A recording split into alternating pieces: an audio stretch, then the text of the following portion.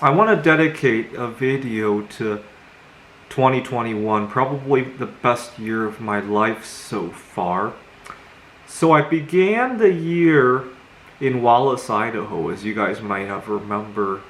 I was living in an Airbnb over in Wallace, Idaho, and so I really got along with everybody there. It's a small town, everybody seems to know everybody. I was working remotely, but most importantly, I got accepted for being happily single.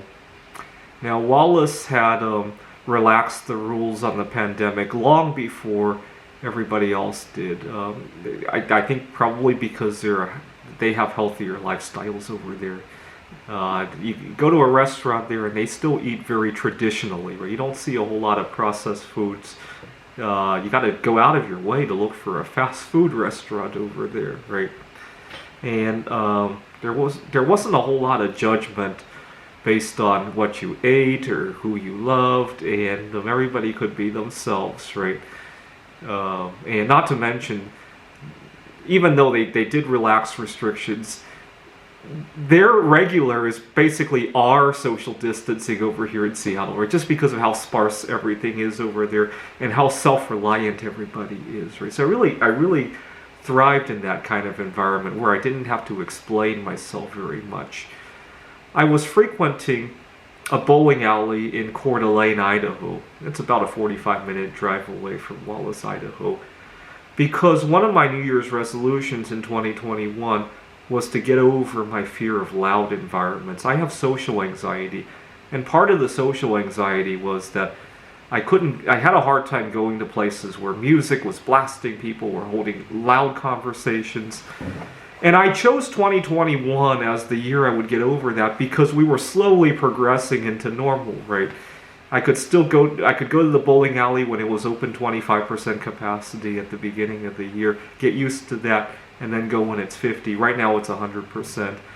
And I really thrived in that kind of environment, once in a lifetime environment, to practice that. At the same time, I got really good at bowling as well. Like my highest score so far is 242. My other big New Year's resolution in 2021 was to stand up for myself for being happily single and for my choice of the dietary preferences, right? I've been less afraid to speak up, right? Lately, I find that I don't even explain that they are preferences, right? Somebody offers me food, it's not for me, right? Whether it be at a job interview, on a first date, or, I've learned to tune out. When I say that's not for me and they push again, I've learned to tune out and change the subject to something more constructive, right? So at a job interview, we go to a restaurant, that's not for me. Oh, can we talk about a new project that you guys are working on, right? If it's a first date, to change the topic into maybe where do you plan on going after the pandemic, right? I've learned to do that and tune it away from what I'm not eating to what's actually constructive to talk about, right? So on Valentine's Day of 2021, I went on my first major Single Lives Matter movement, right? Went to my favorite bowling alley. I went to a steakhouse and I protested that single lives matter. But this was in Missoula, Montana, where single lives already matter very much, right? Compared to here, I should have done the protest in Seattle. I'll have to think about it for this year. And then I had to move back home to Seattle. I had some gig work here. People were starting to get a little bit more comfortable with working in person.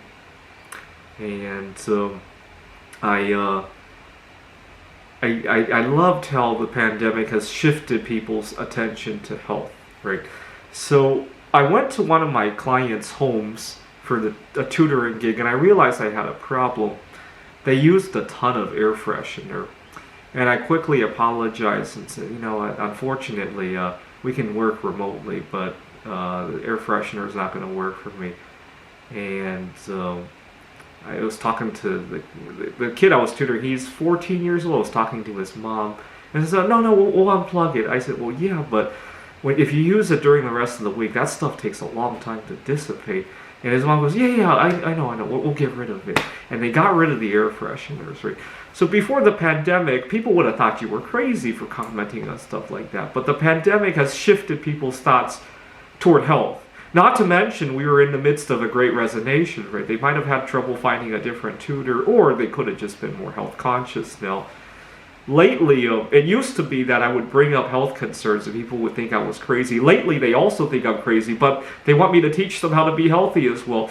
You know, it took me a very long time to get where I am today. It's not like I sit down with you in 5 minutes, you know. Especially for someone like me, I can go to a place and instantly point out 100 things that are unhealthy. The trick part is, do you want to listen to it all, right? So I was in Seattle for 2 months, and then Delta, which was a mixed bag. I got to move out again. I went to Phoenix, Arizona, where I lived during the Delta variant, and I got myself very tanned, right? I think you can still see the remnants of the tanning. And I met some important figures in my life. I hope to see if I can move my career to Phoenix. I really got along with people there. Again, much more open-minded about things, and I really enjoyed the tanning over there. I mean, it was 110 degrees, but I really enjoy. I'd rather deal with that than the winter weather. And so I really enjoyed going to the Desert Botanical Garden. What else did I enjoy over there? There was a favorite. I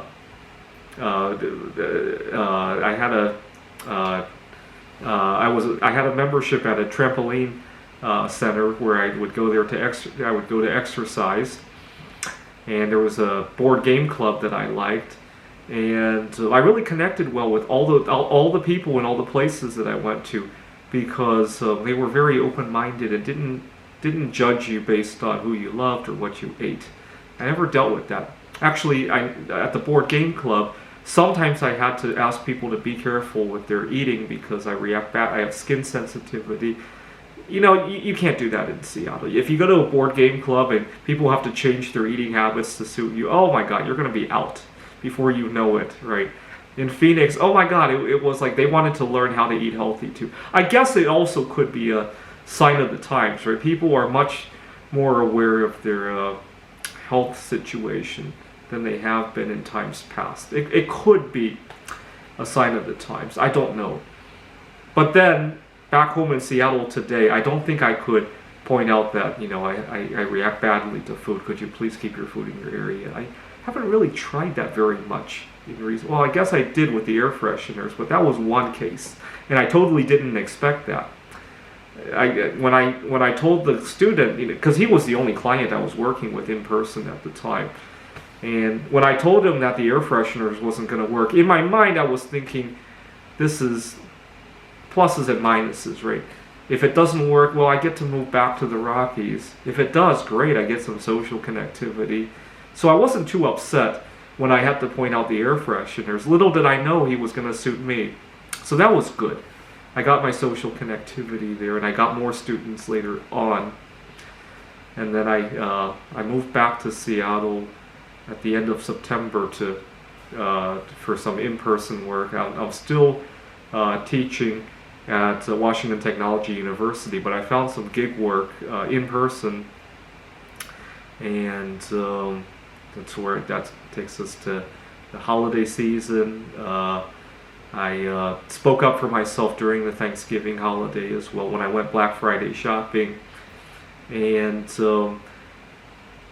I like to say that I'm much more social than I was a year ago, right? 2 years ago, there was no way I could have gone to a loud bowling alley.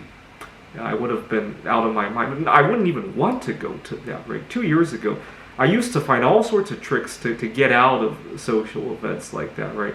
Nowadays, I can't stand being at home, probably because I was forced to for so long, right? And I'm so pleased that I had this phase in my life where I had to deal with it this way, right? Although, in the long term, my New Year's resolution for 2022 is to plant my roots somewhere where I belong. I don't belong in Seattle. I don't get accepted for what I eat, who I love. my recreational habits.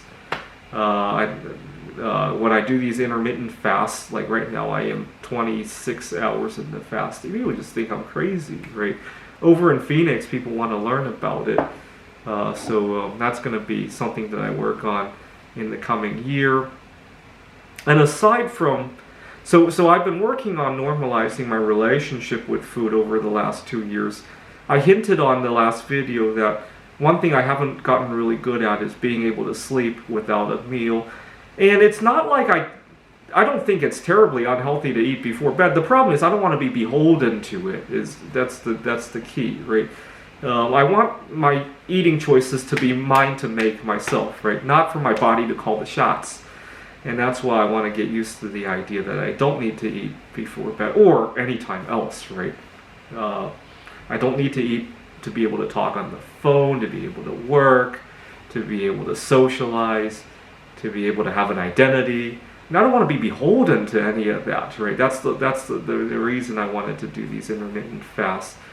In the coming year, I want to be able to smoothly talk my way out of these things, right?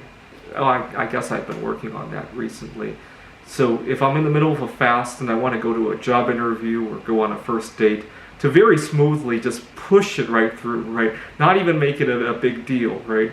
Unfortunately, here in Seattle, that's a little bit harder to do. Over in Phoenix or in Wallace, oh my God, that's second nature, right? Everybody accepts that, everybody has differences, right? But I hope to maybe import some of what I've learned in some of the smaller towns here to Seattle. That will be my new goal in 2022, to import all that I've learned from Wallace, from Phoenix, into here in Seattle, right? All right, thanks for watching.